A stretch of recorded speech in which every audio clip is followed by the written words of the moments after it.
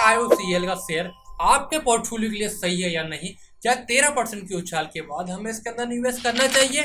क्या ये निवेश करने के लिए सही समय है? आज हम KIOCL की सभी ताजा खबरें, वर्तमान स्थिति, future planning and future growth, उसके साथ इन्वेस्ट करने के क्या फायदे और नुकसान हो सकते हैं, सब कुछ जानते हैं। तो चलिए without wasting any more time, let it start the postmortem of KIOCL limited share. है आई एम सचिन परमार और मैं आपको बताऊंगा आज कि KIOCL आपके लिए सही है कि नहीं है। यदि चैनल पर नए हो तो फटाफट से चैनल को सब्सक्राइब जरूर कर लेना। KIOCL यह कंपनी एक सरकारी POC कंपनी है जिसके अंदर सरकार की 99% हिस्सेदारी है। इसके साथ हम बात करते हैं तो ये कंपनी आयरन, मेटल्स, माइनिंग के साथ ट्रेड करती है। इस कंपनी के बारे में एक बेंगलोर में नया प्लांट लगाना चाहती है और ये कंपनी ऑस्ट्रेलिया, जापान जैसे देशों में अपनी चीजों को एक्सपोर्ट करती है। यदि हम आज की सभी ताजा खबर देखते हैं तो आज 1 अगस्त 2025 के रोज KIOCL का लिमिटेड 13% बढ़कर 362 रुपए पर पहुंच चुका है, जो कि पिछले एक महीने के अंदर बात करते हैं तो 20% का रिटर्न हमें दे चुका है। आज 363 रुपए पर अभी क्लोजिंग देता हूँ नजर आ रहा है। इसके आगे हम बात करते हैं तो दिसंबर क्वार्टर के अंदर इसकी जो सेल थी वो हमें यहाँ पर 33% से गिरावट के साथ देखने को मिली थी। वो लगातार मार्च 2024 के बाद से हर क्वार्टर हमें यहाँ पर ग्रोथ जो है डिक्लाइन देखने को मिल रही है, गिरावट इसके अंदर बनी हुई है। प्रॉफिट के मामले में कंपनी ने इस बार 37 करोड़ रुपए का शुद्ध घाटा को बुक किया है। यदि हम इसको ईयर ऑन ईयर तुलना पर देखते हैं तो कंपनी की जो सेल्स ग्रोथ है वो पिछले 4 क्वार्टर में 68%, पिछले 3 साल में 42% और पिछले 5 साल में 21% गिरी है। और पिछले 4 क्वार्टर में इसकी प्रॉफिट ग्रोथ 142% से गिरावट के साथ हमें देखने को मिली है। यहाँ पर सबसे बड़ी कमी ये देखने को मिल रही है।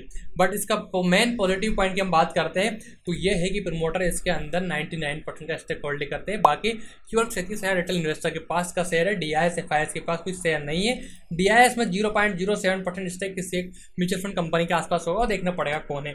दूसरा हम बात करते हैं तो देखिए अभी जो टेक्निकल व्यू आया है उसके अंदर देखने को मिल रहा है KIOCL लिमिटेड का शेयर अभी लगभग अपना टेक्निकल बुलिश के कारण ही ऊपर देखने को मिल रहा है। बड़े वॉल्यूम्स इसके अंदर क्रिएट हो रहे हैं जिस वजह से यहाँ पर इतनी बड़ी ग्रोथ देखने को मिल रही है। यदि ये वॉल्यूम्स खत्म हो जाएंगे तो अगेन शेयर हमें 300 रुपये तक आता हो देखने को मिल जाएगा। आज अभी 362 रुपये के आसपास ट्रेड करता हुआ नजर आ रहा है।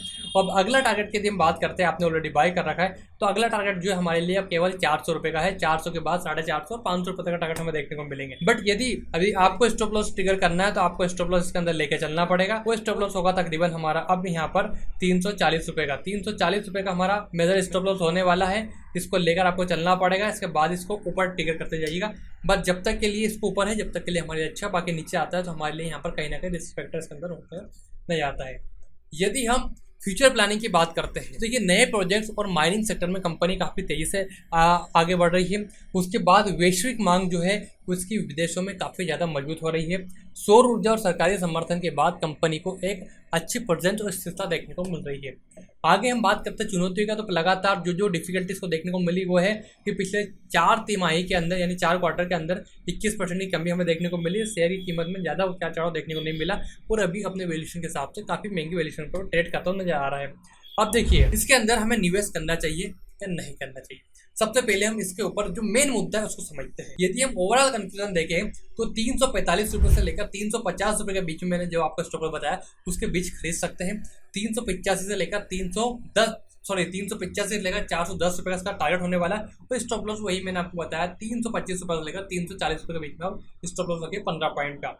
बाकी यदि आप लंबे समय के लिए इसके अंदर निवेश करना चाहें तो आप देख सकते हैं दीर्घकालीन यानी लॉन्ग टर्म निवेशक के लिए अभी आपको क्या करना है, यहाँ पर सावधानी बरतने की जरूरत है। यहाँ पर अभी जोखिम नहीं लेना है। आपको थोड़ा सिस्टम को सेंटीमेंट होने दीजिए, थोड़ा नीचे आने दीजिए, उसके बाद आप कहीं ना कहीं इसके अंदर बाई करने की सोच सकते हैं। बाकी ओवरऑल देखा जाए तो शॉर्ट टर्म के लिए एक अच्छी अपॉर्चुनिटी निकल के आ रही है वॉल्यूम के हिसाब से, और लॉन्ग टर्म के लिए अभी आपको थोड़ा वेट एंड वॉच के अंदर करना पड़ेगा। जब तक के लिए इसको अपनी रडार पर जरूर रखिएगा।